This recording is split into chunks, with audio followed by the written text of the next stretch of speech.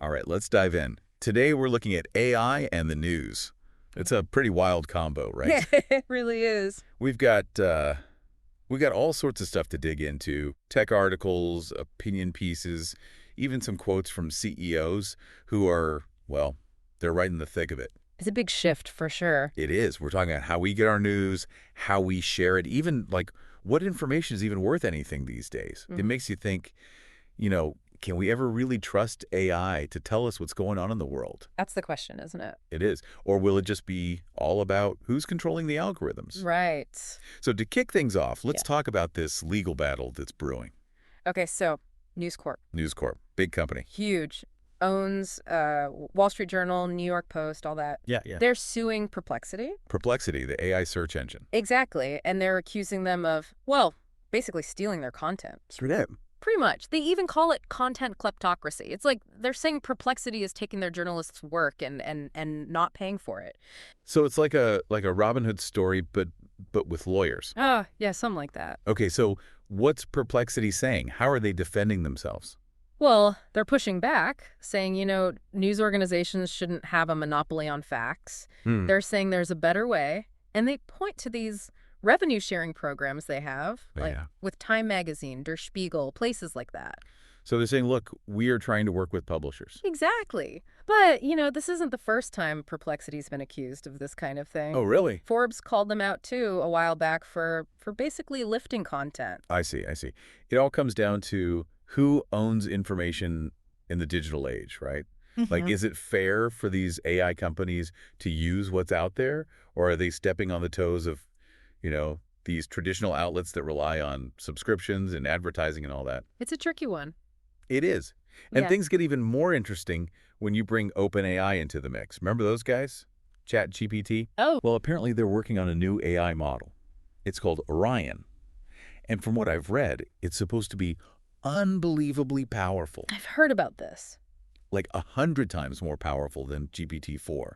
And, Wow. and here's the thing. They're not planning on just, releasing it to everyone on ChatGPT right away. So who gets it first? Well, it sounds like only a select few companies will get to use it to build their own products. Interesting. There are even rumors that Microsoft engineers are getting ready to host it, on their cloud platform, Azure. As early as November. Yeah, supposedly. Although the OpenAI CEO, Sam Altman, he's denied those rumors. Of course. But still, if a model like this really exists, something as powerful as Orion, it could make this whole content ownership debate even more explosive. How so? Well, think about it. What if AI can just churn out high-quality news articles, opinion pieces, financial reports, and all at like lightning speed? Okay, yeah, I see where you're going with this. What happens to human journalists, Right. to the whole news industry? Yeah.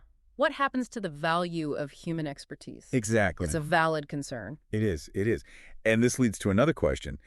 Could this create a situation where only these giant corporations, the ones with the deepest pockets, can afford the best AI? Essentially shutting out smaller players. Yeah. Independent journalists, smaller publications, It's a definite possibility, something we need to be talking about. For sure. But before we go too far down that rabbit hole, let's look at a different approach that OpenAI is taking. Okay. It's all about slower, more deliberate AI thinking. Slow AI. Yeah, kind of. It's Yeah. like the slow food movement, Yeah. but for artificial intelligence. I'm intrigued. Well, there's this OpenAI scientist, Nolan Brown. Okay. He's really championing this idea of what he calls System 2 thinking. System 2. It's basically the idea that instead of just making AI bigger and faster, we need to teach it to think deeply, logically. Yeah, like humans do. Exactly. Yeah. Like when we tackle really complex problems. Right. So it's like teaching AI to think critically, not just spit out information. Interesting. And what makes Brown think that this is like the key to unlocking AI's true potential? Well, it's his work with a poker AI. It's called Lubratus. A poker AI. Yeah. And he discovered that just giving the AI 20 seconds to think before making a move was like training it with 100,000 times more data. Wow. That's significant. Right. And that's the thinking behind OpenAI's O1 models. No one. They're designed to be really good at things that need serious brain power, like like math or scientific research. They even had to tackle practice international math Olympiad exams. No kidding. How'd it do? Well, O1 scored 83% accuracy, Wow. while GPT-4o, which is a much bigger, faster model, it only got 13%. That's a huge difference. Right. It makes you think, if AI can solve complex math problems better than most humans, could it also be better at spotting, like, biases in the news? Or misinformation. Yeah. Could this be the key to, creating a less sensationalized, more balanced news landscape? It's definitely something to consider. It is, it is. And while OpenAI and Perplexity are battling it out in the AI news arena, there's another tech giant that's making moves. Let me guess, Meta. You got it.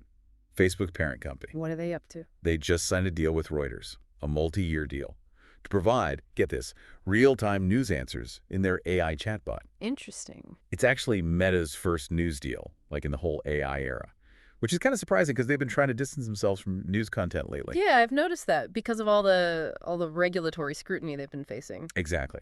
So it seems like they're trying to tiptoe back into the news game, but this time with AI as their weapon of choice. Makes sense. So how will it work? What will users actually see? Well, the deal will allow Meta's chatbot to give users up-to-the-minute news summaries and links to relevant Reuters content. Sounds pretty standard. Yeah. It's still unclear whether the deal involves, like, Meta licensing content to train their large language model, Llama. Right. Right. But it's a smart move by Meta, you got to admit. For sure. But will people trust them to deliver unbiased, accurate news? Especially after, well, all the past issues with misinformation and data privacy and everything. Time will tell. Time will tell. And speaking of, blurring the lines between tech and news, have you heard about what some Londoners are doing on Reddit? The fake restaurant reviews? Yes. Oh, yeah, that's a good one. They're posting these glowing reviews for their favorite local spots. Yes. But they're doing it in a way to scare tourists away. Clever. Right. Making the places sound awful. Sneaky, but effective. It is. It's like a real-life troll campaign. It is. But you know what? This actually shows a weakness in these AI systems that depend on user-generated content. Like, think about Google search. Or their AI overview. Exactly. They rely on that stuff. And remember how Google signed that big deal with Reddit to use their data for AI training? Oh, yeah. Well, Reddit CEO, Steve Huffman, he believes they've got, like, the key to good quality data. He does. But what happens when that data is being messed with on purpose? Like, what happens when people are deliberately manipulating it? That's a big question. It is. It brings us right back to that whole perplexity debate. Can these AI companies really say they're just using public information if that information is being, intentionally skewed or distorted? That's where it gets tricky. It does. It's a tough issue. No easy answers. No easy answers at all. And it raises a lot of ethical questions Right. about how we're going to handle this new landscape where AI is playing such a big role in how we get our information, how we understand things. That's a lot to think about. So far, we've covered lawsuits, superpowered AI models, philosophical debates about, like, thinking styles. We've even talked about internet pranks. Huh. It's been a wild ride. It has. But what's the common thread here?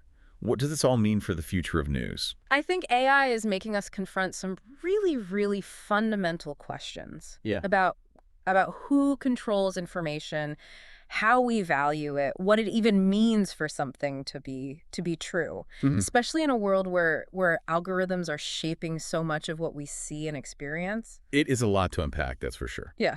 But one thing is clear, the future of news. It's going to be very different from what we're used to. It really is going to be different, and it's not just about the tech, Right. It's about power, about who's got it. It's about economics, and even like how we understand what truth even is. Truth. Yeah, that's a big one. How can we even define what's true anymore? With all this AI-generated content, these personalized news feed, everyone's in their own little world. It's a big concern. A lot of folks are worried about that. AI systems, they're built to give us stuff that already fits with what we think. Right. So we end up in these echo chambers only hearing one side of the story. So how do we break out of that? Can AI help? It can, actually. It can help us see different perspectives, make us question our own assumptions. Think of it like a personalized fact checker. Okay. That can analyze stuff, flag biases, even point you to sources that say the opposite of what you believe. That's interesting. So AI could be a tool for critical thinking. Yeah. For media literacy. Exactly. But we got to be active, not just sitting back and absorbing whatever comes our way. Right, right. Question what we see, dig deeper, engage with different points of view. All of that. It's about knowing our own biases, being open to the fact that we might be wrong. That's how we learn, how we grow. But the companies making these systems, they have a responsibility too. They do.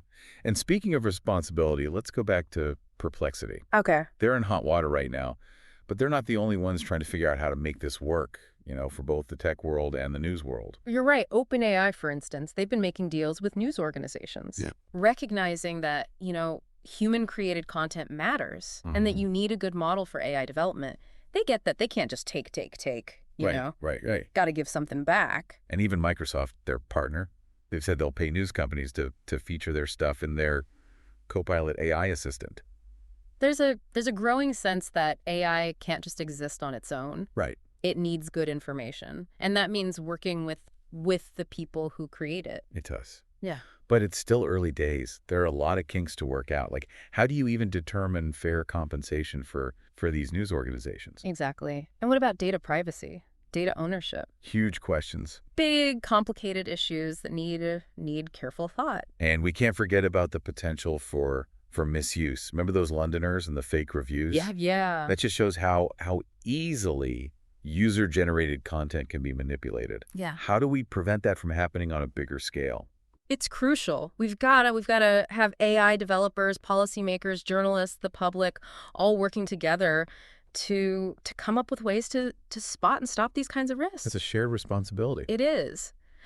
But while we're on the topic of Meta, their deal with Reuters, it does raise some questions about where they fit into all of this. Their first AI news deal is a big move, especially since they've been trying to, stay away from news content because of all that scrutiny. Right. Makes you wonder, are they really focused on getting things right? Yeah. Being unbiased, or is it more about, engagement? Yeah. Profit? Good questions. And will they be open about how their AI is picking and showing the news? Yeah, those are things that people are going to be watching, and regulators too. Definitely. And let's not forget the impact this could have on the whole news industry. Right. Meta's, well, they're huge. They are. Tons of resources, a global reach. Yeah. Them coming into AI-powered news, it could really shake things up. Maybe even lead to more consolidation, less diversity in journalism. It's that classic dilemma, right? AI could make information more accessible, empower people to be more informed. But it also makes you worry about control, manipulation, whether we can trust the institutions we used to. It's a tough one. No easy answers, but AI and news. Yeah. They're tied together now. There's no going back. There isn't. You mentioned earlier that AI is making us rethink what truth is. What did you mean by that? Well, think about it. We used to rely on experts, journalists to tell us what was true. Right. But with AI, information is everywhere, personalized. Yeah. Everyone's got their own version of reality curated by algorithms. So in that world, is there even a shared reality anymore? It's a tough one. Maybe we need to move away from this idea of one single truth. Okay. And accept that truth can be, well, it can be complex. It can depend on the situation. So instead of looking for the truth, we should be trying to understand different sides, looking at the evidence carefully and knowing our own biases. That's it. And AI can help with that. It can show us more information, make us question what we think, even help us see our blind spots. But we got to put in the effort. Right. We can't just passively take in whatever the algorithms give us. Exactly. We need to question, explore, engage with different viewpoints. It's like we need new mental muscles, mental agility to handle all this. And AI can be our trainer. Exactly. Pushing us to think harder, you know, flex those mental muscles. But we got to remember, we're still the ones making the judgments, weighing the evidence, deciding what we believe. It's a partnership then. AI can help us, but it can't replace human judgment, critical thinking. We got to find that balance. We do. And this brings us back to Meta.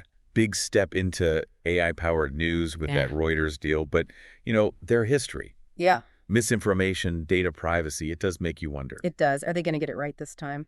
Be unbiased. Be transparent about how their AI is working. Those are the questions. Big questions. And then there's the impact on the news industry itself.